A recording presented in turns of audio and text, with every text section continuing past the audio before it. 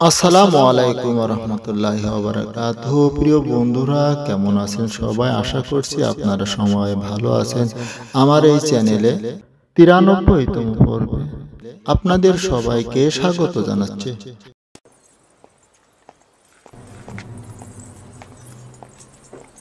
তার অবস্থা কেমন? কিছুটা উন্নতি হয়েছে? ভালো আছে, জ্ঞান ফিরেছে। তার সঙ্গে কি মোলাকাত করা যাবে? আপাতত নয়, সে আপনার সাথে মোলাকাত করতে ইচ্ছুক নয়। তার মানে কি আমাকে দেখতে চান না? কয়েকদিন নিজের খোদার দরবারে ইবাদত বন্দিগি করবেন, একাকী থাকতে চাইছে। মনে হয় জুলেখার অবস্থা উপলব্ধি করতে পারছি।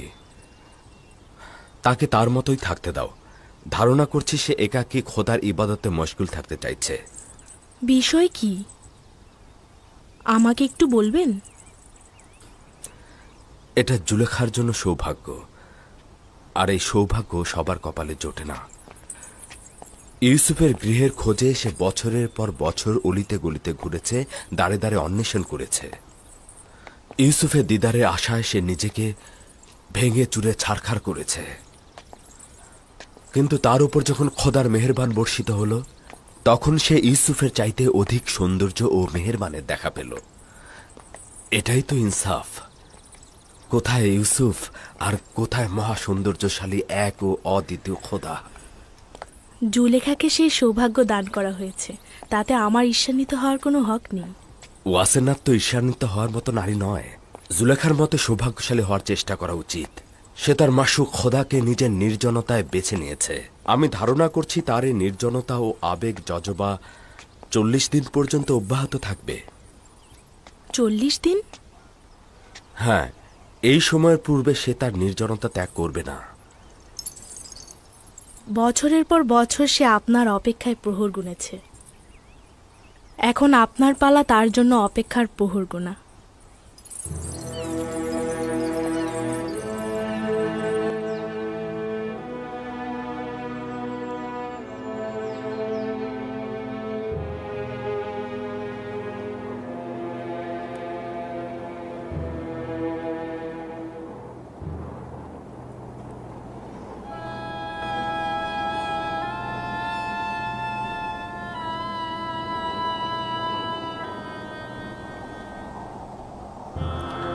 আজকেও আসলো না।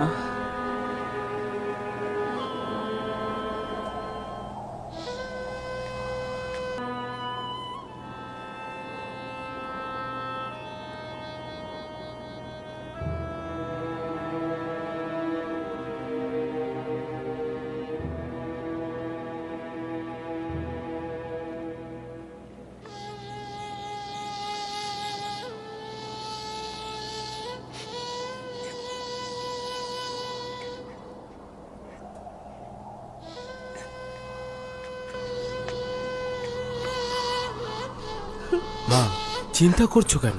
তাদের সফরসঙ্গীরা তো বলেছে চিন্তার কোনো কারণ নেই, তারা চলে আসবে। তাহলে কোথায়, কেন এখন আসছে না? আসবে।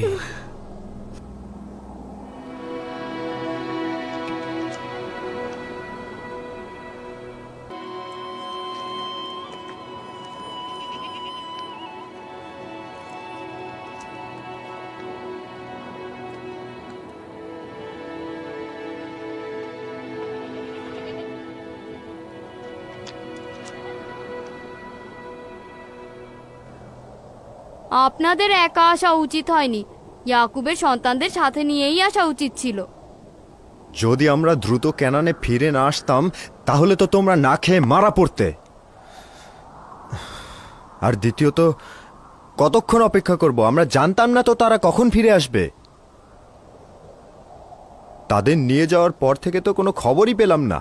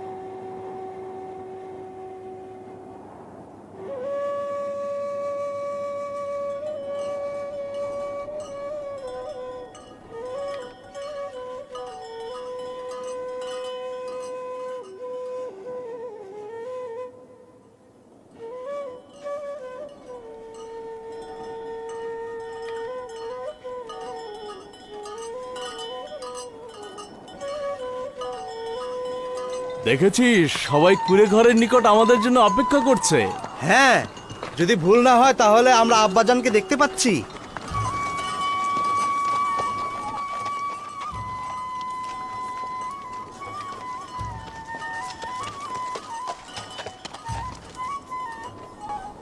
ওই ধুলোবালিগুলো উঠছে, ওগুলো কিসে?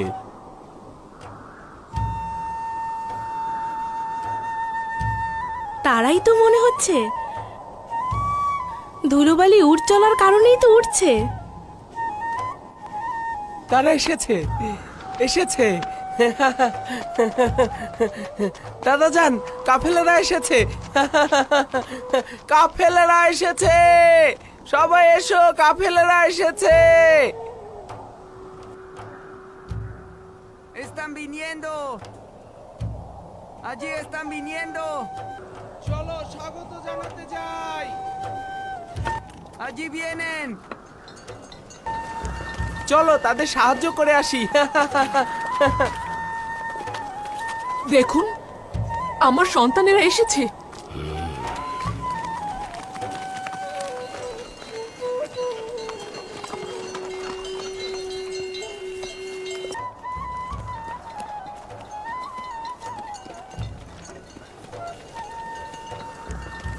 Vamos a recibirlos y ayudarlos. Vamos. Ya están aquí. Nuestros hijos vinieron.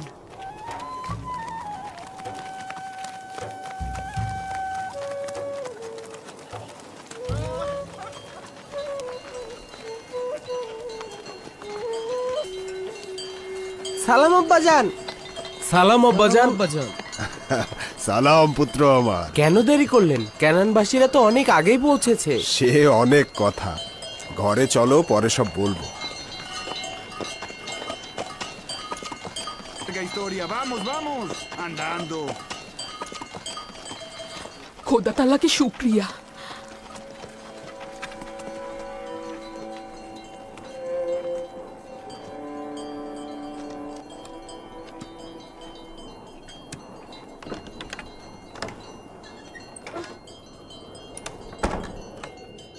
দেখেছো বোন,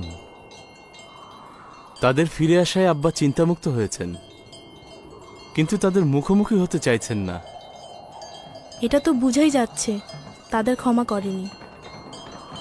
বেনিয়ামিন অধিবাসীগণ এসেছে।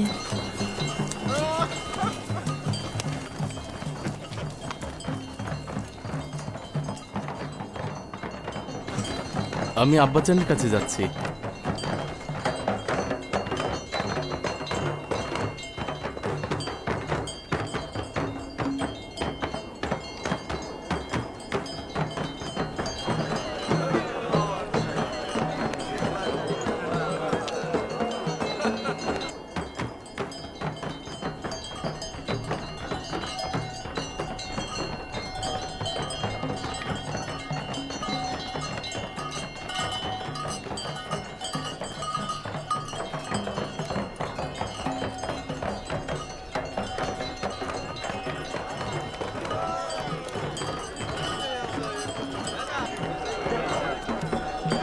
খোশ আমদেদ, খোশ আমদেদ, খোশ আমদেদ আমার পুত্র, খোশ আমদেদ আমার খোশামদিদ, খোশামদিদ, খোশামদিদ, খোশামদিদ, খোশামদিদ।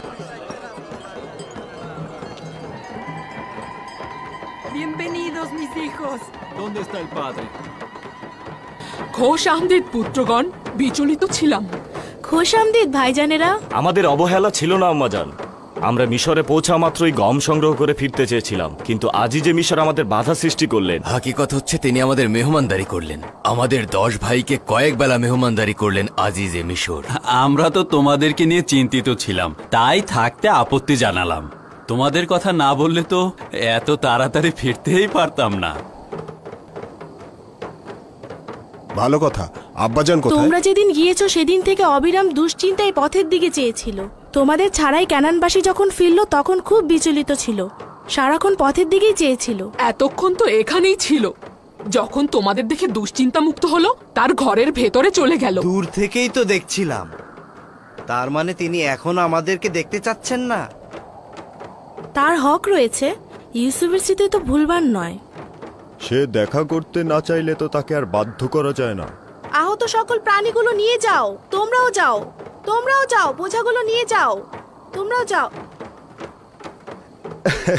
আমাদেরকে আপনাদের আনন্দের শরিক মনে করবেন। আপনাদের সন্তানদের ফিরে আসার খবর শুনে খুশি হয়েছি। শুক্রিয়া ইয়াকি, খোদা তোমাদের হেফাজত করুক। সবাইকে নিয়ে ফিরে চলো। অনেক হয়েছে ভাইরা, চলো আমরা ফিরে যাই।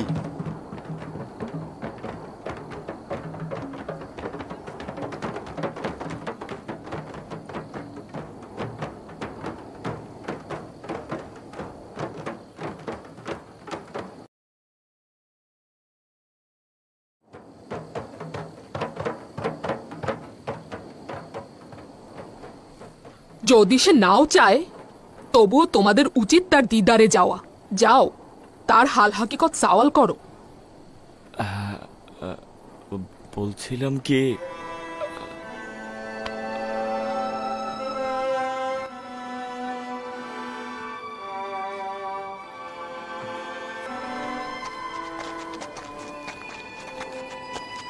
আব্বাজান, প্রবেশের অনুমতি দেবেন? আব্বাজান, আব্বাজান।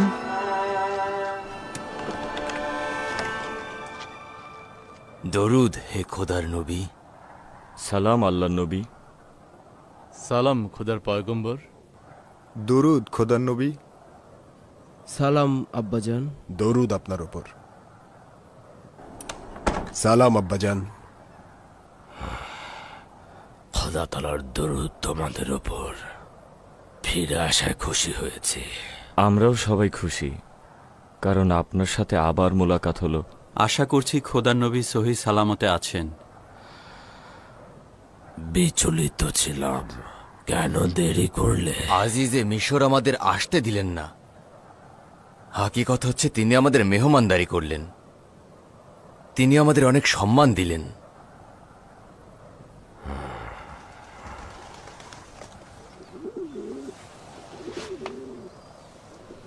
এই গমগুলো আজিজে মিশর আমাদেরকে দিয়েছেন। গমগুলো খুবই উত্তম।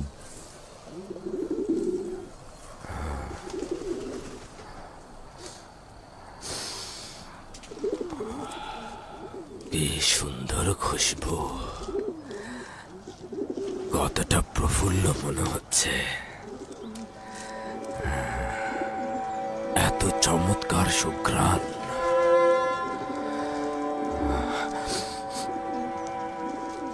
এই গমগুলো থেকে একটা পরিচিত ঘ্রাণ পাচ্ছে। কেনানীদের জীবনে নতুন জোয়ার এলো।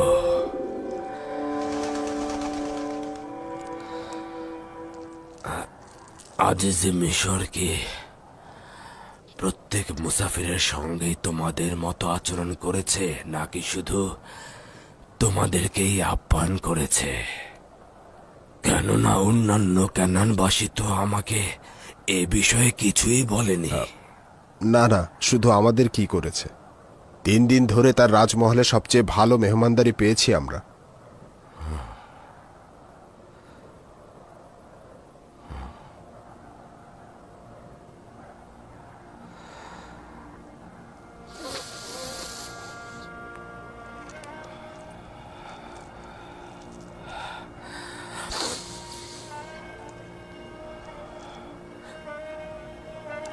আচ্ছা, তিনি একই অঞ্চলের মানুষের সঙ্গে কেন 2 রকমের আচরণ করলেন, সওয়াল করনি?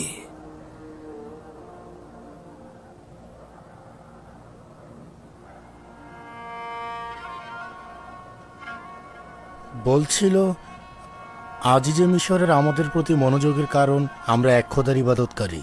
না, এটা বিশ্বাসযোগ্য নয়, কারণ তোমাদের সফর সঙ্গী বাকি ক্যানানিরাও তো এক খোদার ইবাদত করে। না না, ভিন্ন কোনো উদ্দেশ্য রয়েছে। এমনকি সে নিজের তত্ত্বাবধায়ককে আমাদের মেহমানদারিতে নিযুক্ত করেছিল। মিশর প্রাচীন সভ্যতার ধারক ও বাহক, আর আজিজে মিশর একজন মহান ব্যক্তি। তার ক্যানানের রাখালদের সাথে কি কাজ থাকতে পারে? এগুলি কি তার দয়া অনুগ্রহ ছিল, না অন্য কোনো কৌশল, নাকি কোনো পরিচিত কারণ? আচ্ছা, তাকে কি তোমরা চিনতে পেরেছ? সে কি তোমাদের কাছে পরিচয় দিয়েছে? না, তিনি নিজের পরিচয় দিলেন না।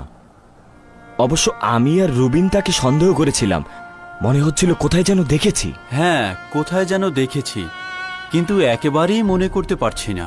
এত সম্মান ও ইজ্জতের বিনিময়ে তোমাদের নিকট কিছু চাইনি তো? কিছু চাওয়া, কোনো সওয়াল বা কোনো তাগাদ? না না, একেবারে না। তার কি কোনো অভাব আছে যে আমাদের কাছে চাইবেন? যদি আপনি ও বেনিয়ামিন থাকতেন তাহলে আরো 2 ভাগ গম বেশি পেতাম। হ্যাঁ আব্বাজান, আজিজে মিশর আমাদেরকে এই কথা বলেছেন। আমার মনে হয় আপনাদের যাওয়া উচিত। বুঝেছি, এটা গুরুত্বপূর্ণ নয়। যা পেয়েছো তাই নিয়ে শুকরিয়া গুজার করো।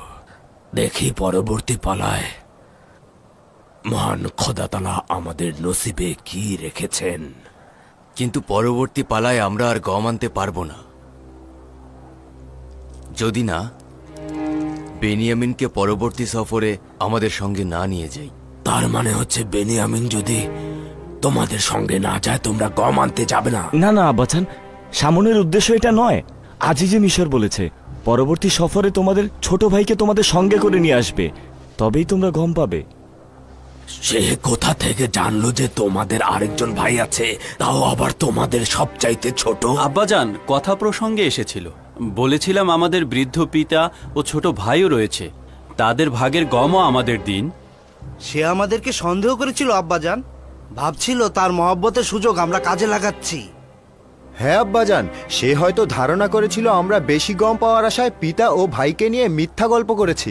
আমরা অনেক পীড়াপিড়ি করেছি, কসম খেয়েছি, তবুও বিশ্বাস করেনি। বলেছে যদি সত্যই হয় তাহলে পরবর্তী সফরে ছোট ভাইকে অবশ্যই নিয়ে আসবে। বলেছে যদি ভাইকে সাথে নিয়ে না আসো তাহলে যেন মিশরে না দেখি, আর দেখলে কঠিন শাস্তি পাবে। না না না, অসম্ভব। বেনিয়ামিনকে তোমাদের সঙ্গে পাঠাবো, এটা তোমরা জেহান থেকে মুছে ফেলো। শান্ত হন আব্বাজান।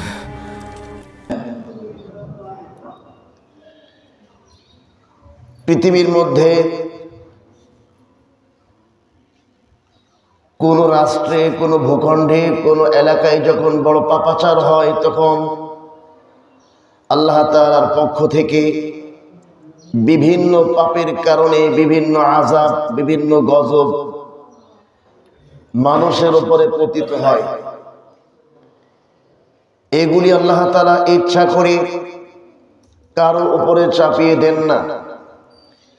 এটা মানুষের কৃতকর্মের ফল, মানুষের পাপাচারের ফলাফল হিসাবে তাদের স্বাদ আস্বাদন করবার জন্য বা কাউকে সতর্ক করবার জন্য মহান মালিক বিভিন্ন পাপের শাস্তি দিয়ে থাকেন।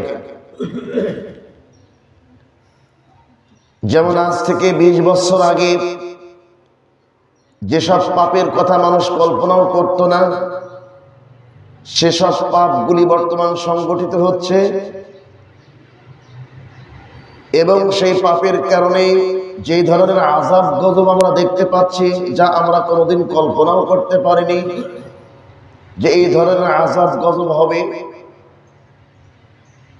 কারণ মানুষ যখন বিভিন্ন পাপে লিপ্ত হবে তখন এমন এমন আযাব গজব দিবেন যে আযাব গজব, যে মুসিবতের ব্যাখ্যা বিশ্লেষণ মানুষ খুঁজে পাবে না। এটা কেন, এটা কোন রূপ, কি কারণে হলো? কারণ মানুষের আসে আকল শক্তি থাকবে না, বিবেক শক্তি থাকবে না, সবকিছু মানুষ হারিয়ে ফেলবে। রাসূলুল্লাহ সাল্লাল্লাহু আলাইহি ওয়াসাল্লাম এই জন্য বিভিন্ন পাপের শাস্তি হিসাবে কোন সময় জলোচ্ছ্বাস, কোন সময় ভূমিধস, কোন সময় ভূমিকম্প, কোন সময় বজ্রপাত, কোন সময় অতিবৃষ্টি, কোন সময় অনাবৃষ্টি, কোন সময় অ্যাসিডের বৃষ্টি, কোন সময় রক্তের বৃষ্টি, কোন সময় দাবানল, কোন সময় আগ্নেয়গিরি, এমন এমন স্থায়ী গজব মানুষের মধ্যে দিয়ে দিবেন যেগুলি মানুষ পাপ না ছাড়া পর্যন্ত এই গজব থেকে তারা বাঁচতে পারবে না। যেমন বাংলাদেশের বুয়েট বিশ্ববিদ্যালয়ের বৈজ্ঞানিকরাও তাদের মাথা খারাপ হয়ে যাচ্ছে।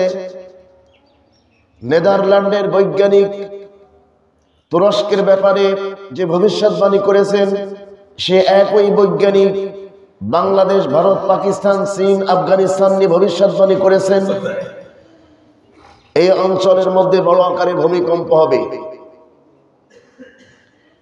সেই ভূমিকম্পের কিছু অনুমান গতকালকে সিলেট অঞ্চলে 64.8 কিলোমিটার গভীরে কম্পন সৃষ্টি হয়েছে সকাল 9:56